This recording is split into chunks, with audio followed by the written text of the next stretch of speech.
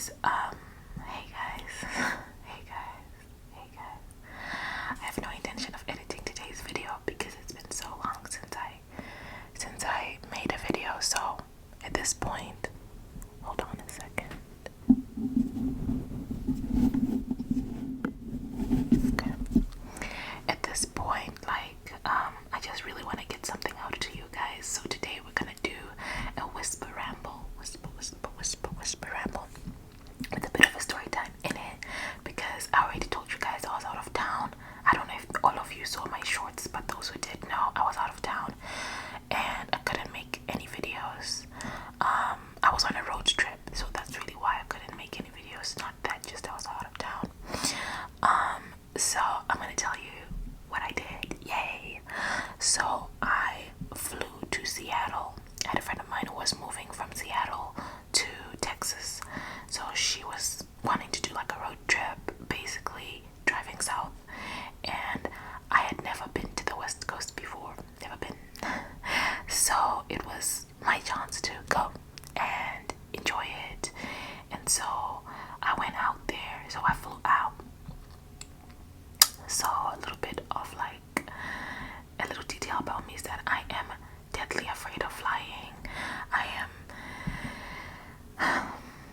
I'm afraid of flying, guys. Like, I always feel like if any small movement in the air, the plane is coming down and I'm gonna die. And in recent years, I have come to realize that I am also deadly afraid of dying. Okay, like my survival instincts have kicked in strong. So the 5-hour flight, five hours, okay, from where I live to Seattle was crazy. Okay, but it was good. Honestly, the flying was smooth. It wasn't bad. I took some Benadryl, okay, and I took it. First of all, I have allergies, so when I was going, I just went with like Benadryl as my only allergy medicine, and I was like, you know what? If it makes me drowsy, whatever, I'll take it. So I took some Benadryl before I got on the plane. It only made me feel drowsy for like about 30-40 minutes, and then it stopped working, and I just couldn't sleep. I was just too scared to sleep anyway, so I didn't sleep. A long time ago, before I was deathly afraid of flying, I used to sleep. That's how I used to cope with it. I'd literally get on the plane and fall asleep before takeoff and wake up at landing. Dream come true. I think I should just try to get something prescribed for that, but I also feel like that's extreme and that I might not end up working on it. I'll do a story time about the actual worst flying experience I've had. Okay, so we got to Seattle. It was lovely. You know, my friend was moving, so the main purposes of this thing was for us to move our stuff out. So that was the main purpose. So I didn't really get to do a lot of like other things, but like in Seattle we had dinner and everything. I have another channel. I'm doing a vlog on it. I might link it here. Whatever. So yeah, we went for dinner and then we went to a hotel. We stayed the night, and then the next morning we woke up, went to her town where she was living in, and I helped her pack up everything, and then we left. The two places I really want to talk about, that stood out to me the most were the Redwoods of California, Oregon area. We were near Crescent City, California, so we went, I think it's called Jedediah Smith Park. We picked one of the trails there to really kind of see, but in general we drove through, well not through, but like yeah, part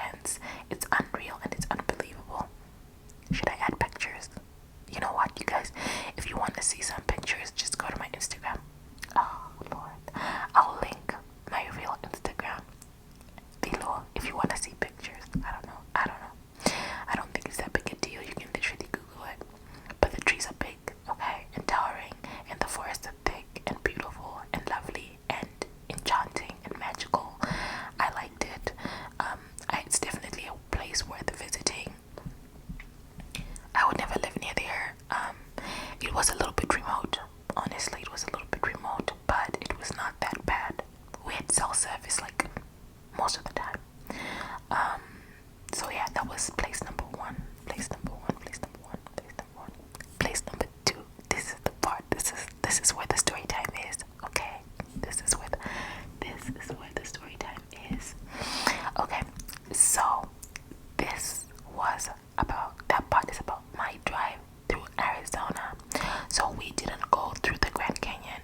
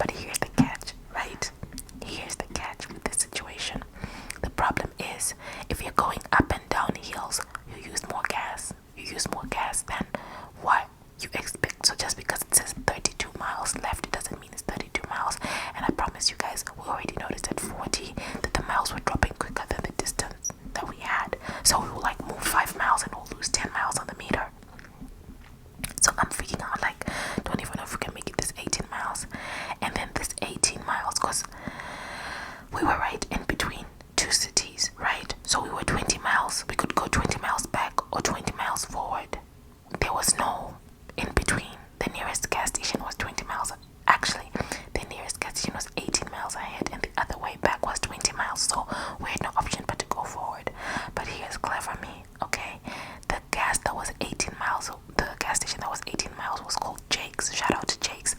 Jake's store. It was called Jake's Corner Store or something like that. I'm like, this doesn't sound like a gas station to me.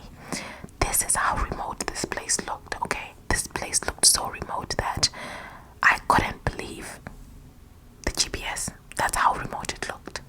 Okay, so I'm like, okay, this is saying it's a gas station, but I need to call and double check that it's a gas station. Mind you, to get to Jake's, the 18 miles, you would have to drive up the highway and then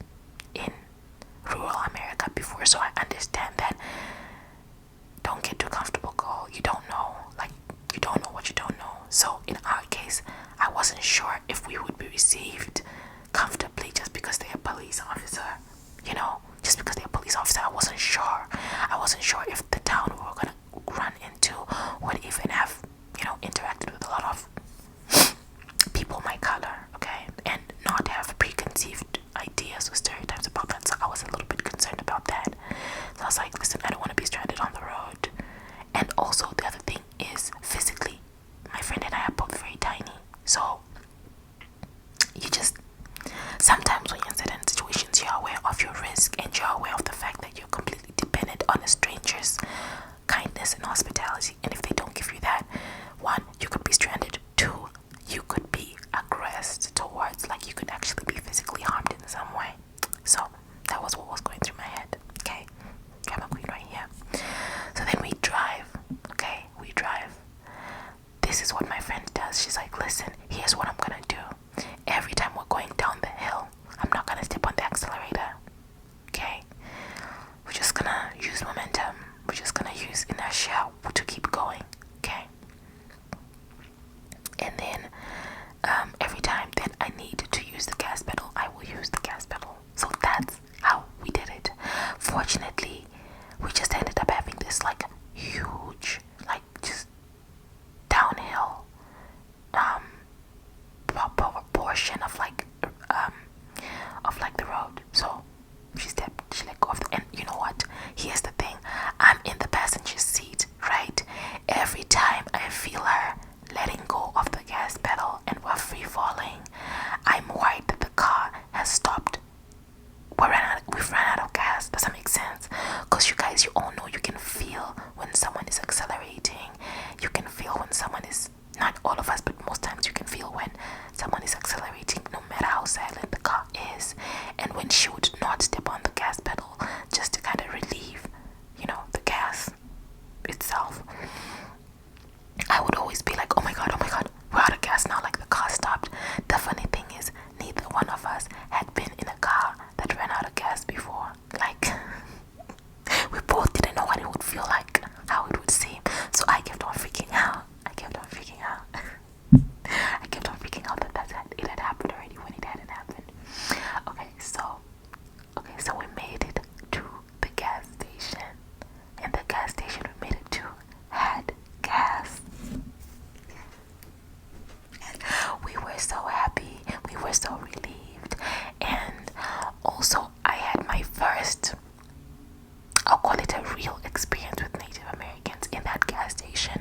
That is, I saw, okay, one other thing, besides the fact that I am not American, okay, like, I'm not American, I didn't grow up in America, I also had never lived near, like, I had, I guess, to some extent, but like, people always say, you know what I mean, there's some people always say they're Native Americans, but you don't know if they're actually Native Americans. But I feel like for the first time in my life, I met in person Native Americans. Of course, through social media, the internet, I know what Native Americans look like, and I know they come in all different races, ethnicities, in all different races, but I didn't know, I'd never met someone who was Native American face to face, and I met them for the first time. It's always like, I don't know about you, but it always seems like just a blessing to be exposed to other people. I know people were all the same, all humans are the same, but it's always a blessing to be exposed to other people, especially when they are within their community. So yeah, we went to the gas station, used the bathroom, picked up a few snacks, left. Which, oh, by the way, just want to clarify something just in case. Everybody's just a human being. They just look like regular human beings, so to speak. There was nothing like spectacular. I'm not trying to make a show out of it. It was just my first experience meeting, I think, a group of people that have become such a small minority in this country, even though they used to dominate, or be a larger population. So yeah, clearly you guys can tell I'm a little bit into history and things like that. Okay,